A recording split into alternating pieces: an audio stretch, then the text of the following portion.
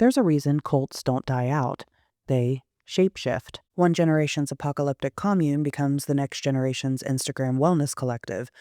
Yesterday's messiah with a compound and a shotgun morphs into today's influencer with a ring light and a subscription tier. And the thing that should really scare us is that it works. Over and over and over again. Cults evolve the way predators do. They adapt to their environment. They study their prey. They learn our blind spots. They thrive in moments of uncertainty when people are searching for belonging, meaning, healing, or just a little bit of magic. Every era thinks it would never fall for it. Every era is wrong. Researchers like Janja Lalich, Stephen Hassan, Margaret Singer, and Robert Lifton have mapped what high-control groups look like once you're already inside them. They've shown us the mechanics of manipulation. What I want to explore is how those mechanics change shape over time, because the robes do disappear, and the compounds shrink, and the language softens. The control gets harder to name. So today, we're going to rewind to an era when cults were anything but subtle, when devotion looked extreme, and when authority was loud. And then we're going to watch what happens next. Most of the examples we'll walk through are American, not because this is uniquely American, but because America has been an especially fertile laboratory for reinvention. From religious freedom to media saturation and consumer culture, it's a perfect ecosystem for a belief to mutate. So let's rewind and let's get into it.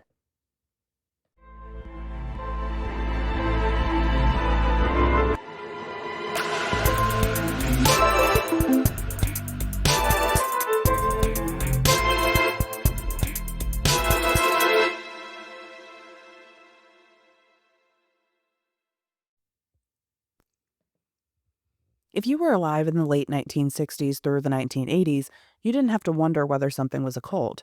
You knew.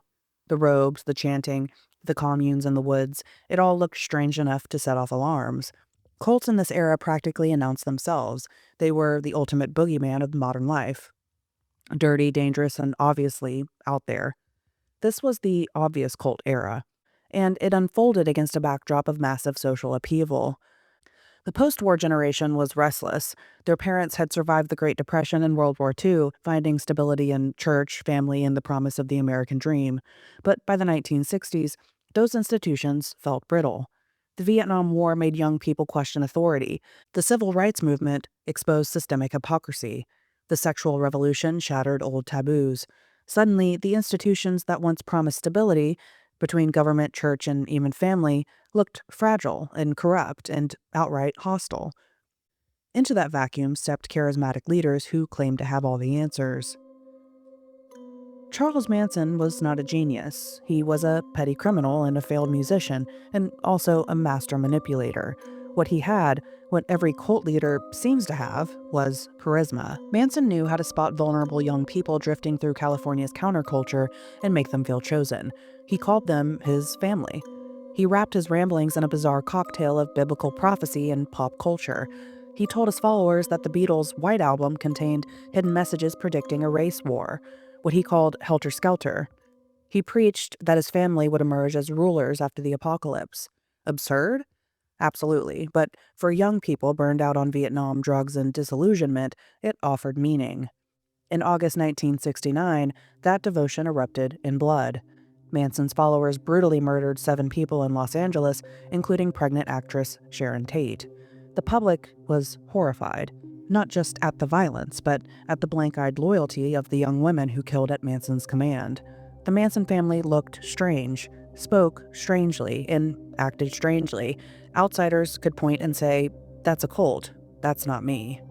In that sense of separation, the idea that cults were for other people would prove to be dangerous. If Manson was the grotesque fringe, Jim Jones was the nightmare hiding in plain sight. Jones started in the 1950s as a progressive preacher. He opened soup kitchens and clinics and preached racial integration when few white pastors dared. He even adopted children of multiple races, presenting his family as a model of inclusion. For many followers, the People's Temple wasn't a cult at all. It was a church and a community, and it was activism. But slowly, Jones tightened the screws. He staged fake healings. He demanded loyalty. He kept followers exhausted with endless meetings and drained their finances. He instilled paranoia about enemies outside the group. By 1977, Jones had moved his flock to the jungles of Guyana, building what he called Jonestown. On the surface, it was a utopian settlement. In reality, it was a prison camp controlled by armed guards. Families were split up. Food was scarce, and loudspeakers blasted Jones' sermons day and night. The nightmare climaxed on November 18, 1978, when U.S. Congressman Leo Ryan visited to investigate. Jones's men murdered him. Hours later, Jones ordered his followers to drink cyanide-laced fruit punch. Over 900 people died, including nearly 300 children. One survivor, Deborah Layton, later wrote, quote, "We did not drink poison because we were stupid or lost. We did it because we believed in something bigger than ourselves, and we trusted the wrong man to define it for us." End quote. That quote is key because cults don't prey on stupidity, they prey on devotion. Psychologists have long tried to pin down what makes a cult leader. The most common thread isn't genius or even coherent ideology, it's charisma weaponized by narcissism.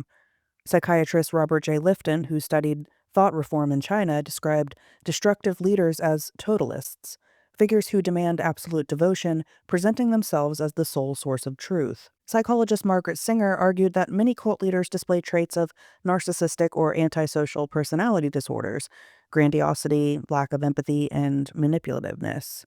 And psychiatrist Louis Joylin West, famous for evaluating Patty Hearst after her abduction by the Symbionese Liberation Army, called cult leaders social predators, people who exploit human vulnerability the way lions exploit a watering hole. Take Jim Jones. He wasn't spouting theology that would pass a seminary exam. He had what was seen as a keen sense of what his followers wanted to hear. He mirrored their values: racial equality, justice, community, until their trust was total. Only then did he start sliding in paranoia, control, and demands for sacrifice. Or Charles Manson. He didn't have a coherent worldview. He had a gift for reading insecurity and reflecting it back with false answers. His young followers, adrift in California's counterculture, heard his attention as love, his commands as guidance. The irony is that these leaders often believe their own hype. Janja Lalich describes this as, quote, bounded reality. Leaders and followers alike trapped in a shared worldview where dissent feels impossible. The leader's narcissism creates the boundaries, and the group reinforces them. Cult leaders aren't magicians, they're pattern recognizers with a talent for weaponizing attention. Across the cases we'll cover, you'll see the same composite. There's a sense of grandiose certainty, or narcissism in action. The leader frames themselves as uniquely qualified to interpret reality. There's also moral camouflage, so earlier messages will mirror your own values, like justice, equality, and personal growth, so trust feels earned and not forced. There's personalized mirroring. They read insecurity with eerie accuracy and reflect back a tailored cure.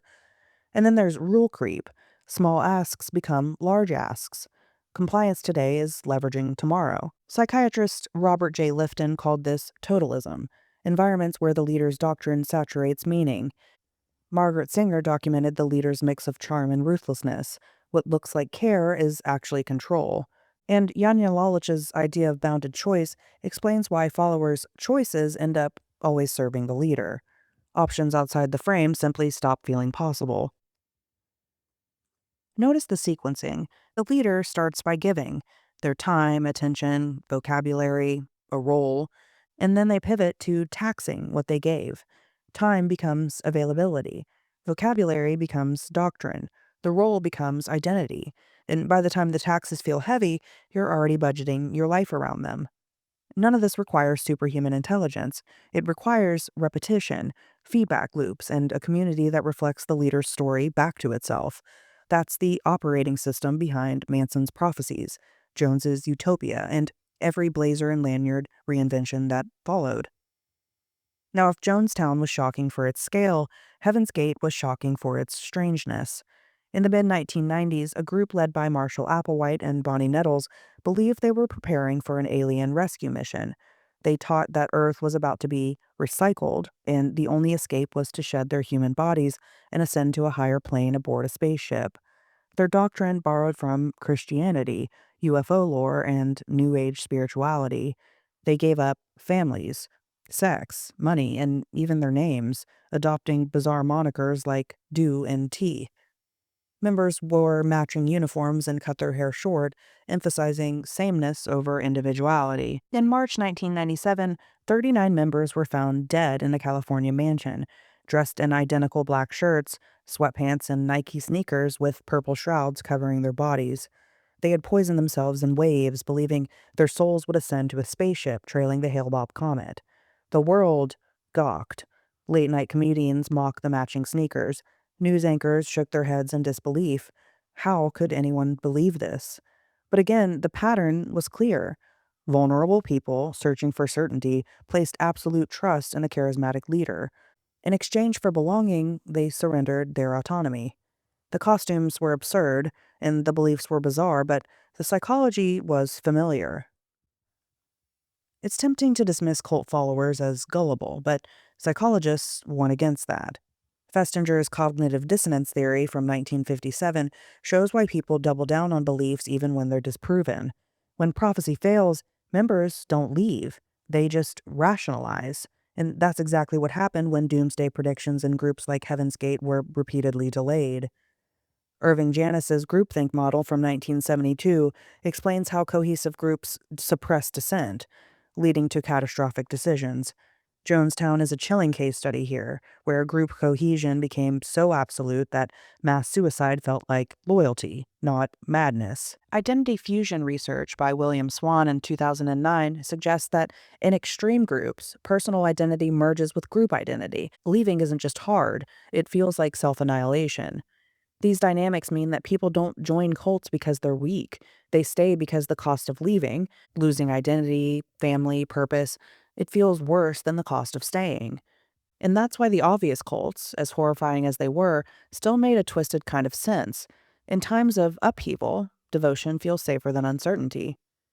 On the follower side, the drivers are measurable and also familiar. There's cognitive dissonance at play here. When reality contradicts belief, it's less painful to reinterpret reality than to abandon belonging. And there's groupthink, where harmony is prized over accuracy. Dissent feels like betrayal of the group and not service to the truth. And then with identity fusion, I and we start to blend. Leaving feels like self-amputation. And then there's, of course, attachment and trauma bonding. Intermittent reward and occasional harm creates a powerful glue, especially for people with anxious or disorganized attachment histories. There's also normalization and pluralistic ignorance. Everyone privately doubts. Everyone assumes they're the only one, though, and then the silence reads as consensus. And lastly, escalation of commitment. The more you invest, the more you protect the investment. Add in ordinary stress between things like grief or a breakup or a job loss, and the math tilts. Cults don't need to overpower you if they can out-organize your needs. Community on demand, meaning on tap, certainty at the push of a button. That rush of alignment can be intoxicating for people, and by the time the costs climb, the benefits have become your coping strategy. So let's dive more into why otherwise intelligent people fall for these groups. Psychologists have already been asking similar questions for a really long time.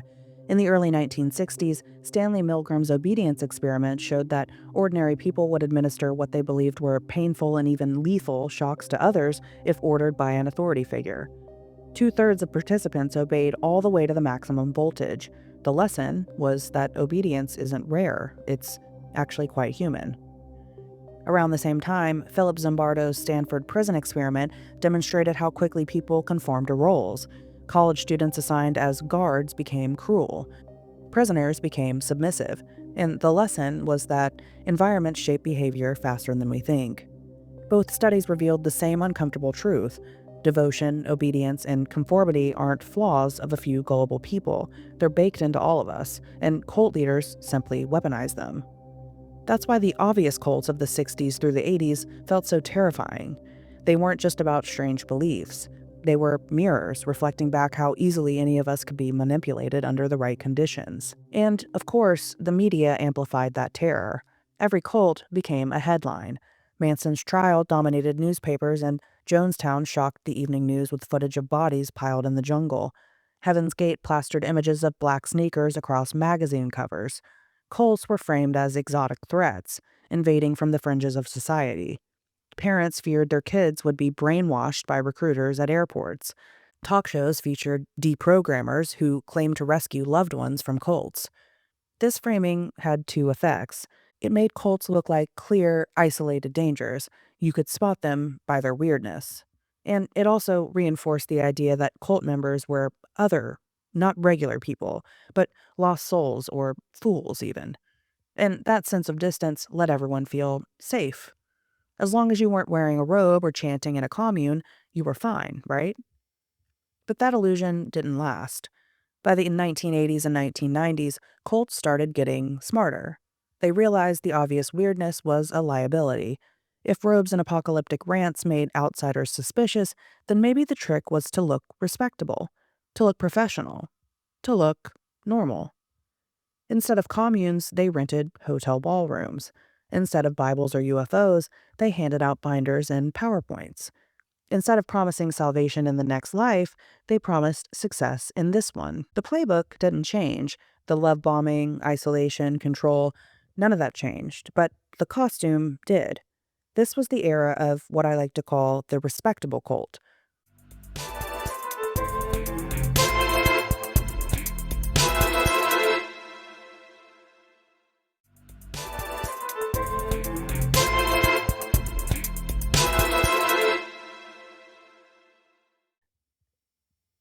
Part of why the respectable cults could flourish was because the obvious cults trained us to look for the spectacle.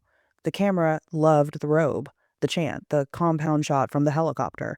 Pop culture turned cautionary tales into set pieces. TV movies about Jonestown and courtroom dramas about Manson, late night monologues about Heaven's Gate sneakers. Spectacle taught us a bias. If it doesn't look wild, it can't be a cult. Psychologists have names for the blind spots that followed. Normalcy bias makes us underestimate threats that unfold slowly. Everything is fine is easier to believe than something is drifting off course.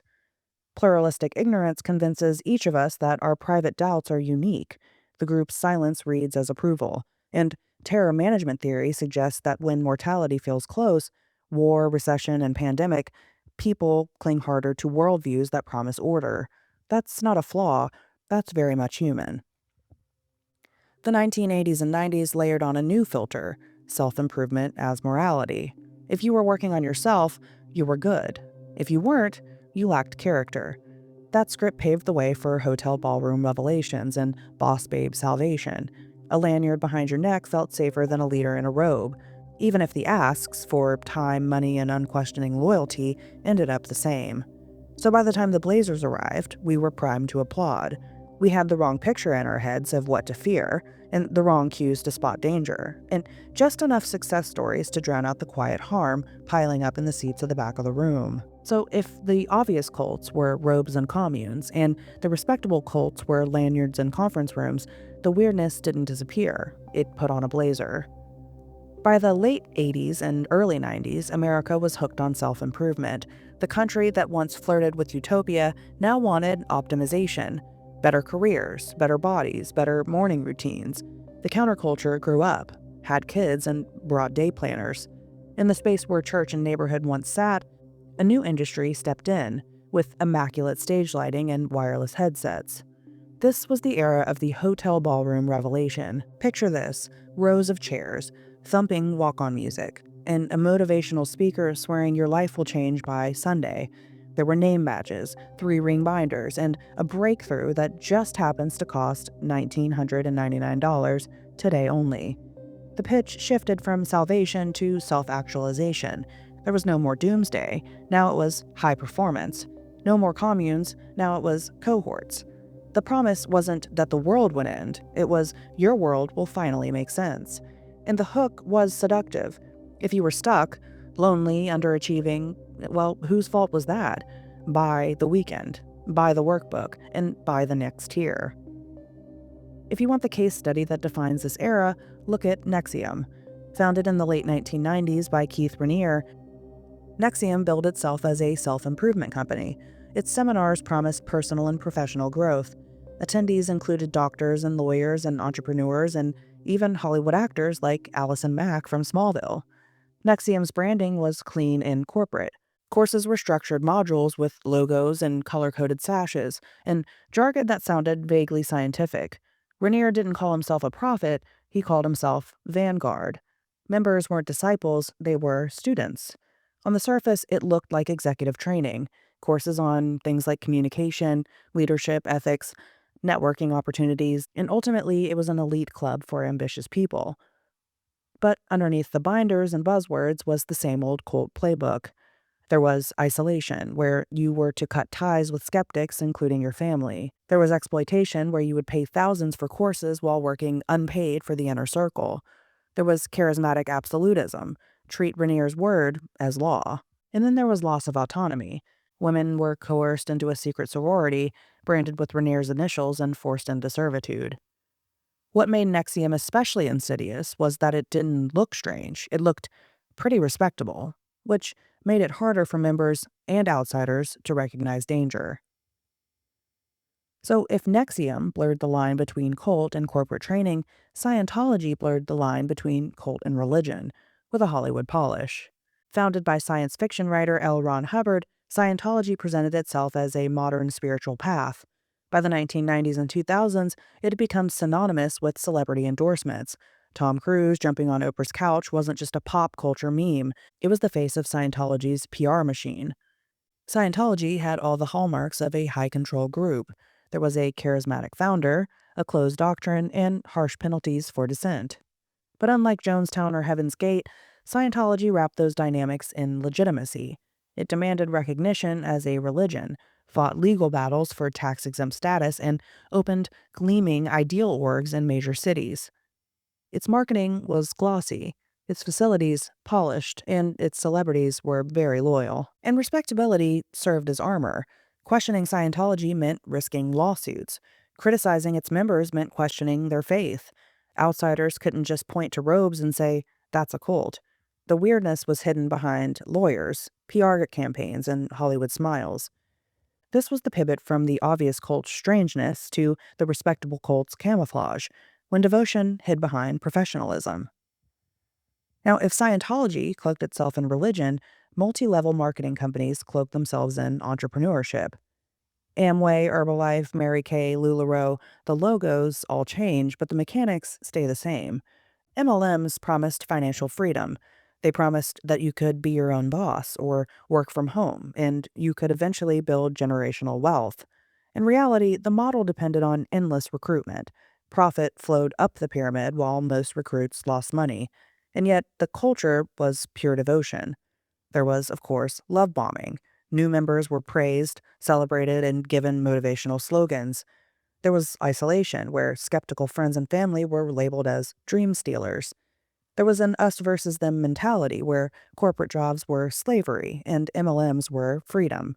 And then, of course, exploitation, where garages were filled with unsold product while uplines pocketed commissions. MLMs thrived in the respectable mask of business. House parties, Instagram hustle culture, even church groups became recruitment pipelines. These weren't weird cults, they were neighbors and friends and sisters chasing empowerment. And that's what made them effective. So, this is where psychology gets trickier because the early wins make it harder to spot the harm. There's what we call a sunk cost fallacy. Once you've invested money, time, or identity, leaving feels like admitting failure, so it's better to double down. And then there's conformity bias, where if everyone around you praises the system, you assume they know something you don't. And then there's normalization. When exploitation looks like empowerment, it's easier to dismiss doubts as personal weakness. And then there's the idea of shame as control. If you question the group, the problem isn't the leader, it's you. In the respectable cults, boardrooms, and ballrooms, control arrives dressed as professionalism. The techniques are old, but the labels are new. Sleep, food, and time pressure become intensive weekends. Public confession and shaming become breakthrough work. Isolation from doubters becomes protecting your energy. And information control becomes don't spoil the process for newcomers. And financial extraction becomes skin in the game. Influence researcher Robert Cialdini would call this a perfect storm, where there's authority, social proof, and commitment and consistency, and scarcity. And then you add in sunk cost fallacy and you get a treadmill where the finish line moves every time you pay to reach it. What makes the respectable mask so effective is that it borrows our best stories about ourselves.